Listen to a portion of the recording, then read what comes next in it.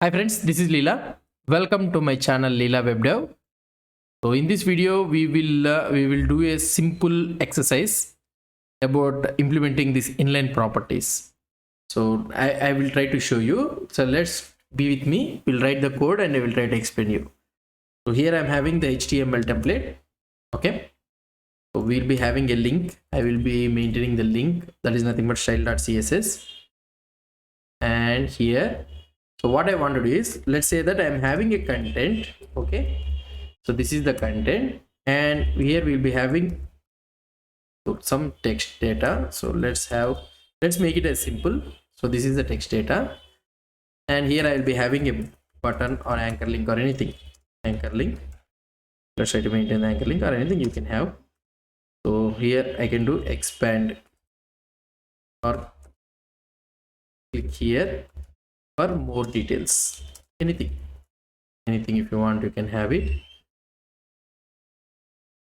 This is the basic thing. If you try to see the output of this one, refresh this page. Yeah, so this is the data we are having now. First time when we try to see, only some part of the text is only visible. When we click on this one, the remaining half has to come. So this is the task which we are trying to do. So let's try to make it simple. So let's go to the style.css, and we are having the hash content, right? So before hash content, let's take the body and apply background color hash EE, so that everything will be gray color. And another one which I want to implement is hash content. So this content should be background color should be white color. Okay, and the width should be around 400 pixel or something like this. Let's see how it look like. See, this is how it will look like. I want to make this one a center, and padding I want to apply. Okay, let's apply the padding of around 5 pixel, and I want to make it as center, means margin auto. Okay, I hope so it will work. Yeah, so it is in the center. Let's close this one. I want to make this one also in the center. So that means, so here let's go to this one. So this is the link, right? I will make it as id is equal to link.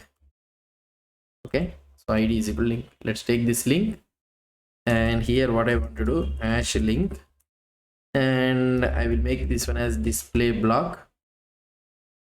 Okay, so text decoration none, so underline will not be there. So this is not a CSS thing, so just I am writing it very fast. So, and here I can make it as width 200 pixel or something like this. So let's make this one as also margin auto. Maybe this one works or not, I don't know. So let's see how it will look like. Yeah, we got it at the center.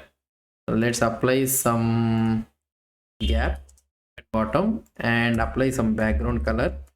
Background color is we can have some this, and let's apply some padding on either sides, 5 pixel. Let's see. Yeah, some are looking fine. Inside this one, we need to have the text also center, right? Let's try to maintain the text also as center. So everything is center. Now this is the button we are having. When I click on this button, let's make this color also, text color also white or otherwise. Okay, I hope so it will look, no, black. We'll try to make it, then it will look somewhat nice. Yeah, fine. So now the text should not be visible this much. So what I will try to do, so I want to make it as simple, right? So max height, I will try to decrease the max height to let's say 100 pixel. Okay, let's see how it will look like. Yeah, so 100 pixel, it is looking like this. And we can do something like overflow hidden, so that the remaining text will be hidden. Yeah, now when I click on this button, automatically all the details should be visible. So for that one, what we need to do, we need to have another class. So now the content is hidden, right? So when I click on this one, automatically the content has to open. So this is the logic we need to do. Let's go to the script code. So enough for us for this CSS thing. Let's go on to the script code. So I am opening the script. Type is equal to text/JavaScript. And here I will be using the source. This is equal to app.js. That's it. Let's go to the app.js, and here I will capture the content element, document dot get element by id. I can use this document dot get element by id of content, and also we need to capture the link also, right? So link is equal to document dot get element by id of link. I hope this one is a thing. So now link dot on click, we are using the inline property, and this one is a function. And here what I need to do, first I need to take the class name. So here if content dot class name is equal to empty, then what I can do here, I will try to apply for the content dot class name is equal to open or anything, or otherwise if it is not empty means then I will try to do content dot class name, sorry, not class list, class name is equal to empty. I'll try to make it as empty. That's it. So now if you try to see, open the output, and let's try to refresh this page, and here go to the inspect element and console. So if you try to see here, click here, and in the elements if you try to see in the body, or in the body and for the content, you will be able to see that open class has been applied for this one. If I click on this one again, that open class has been removed. Open class has been removed. So like this we have applied the class open, right? So for this open we will write the CSS so that the CSS will be applied for this one. So here I can write something like hash content which is having dot open class.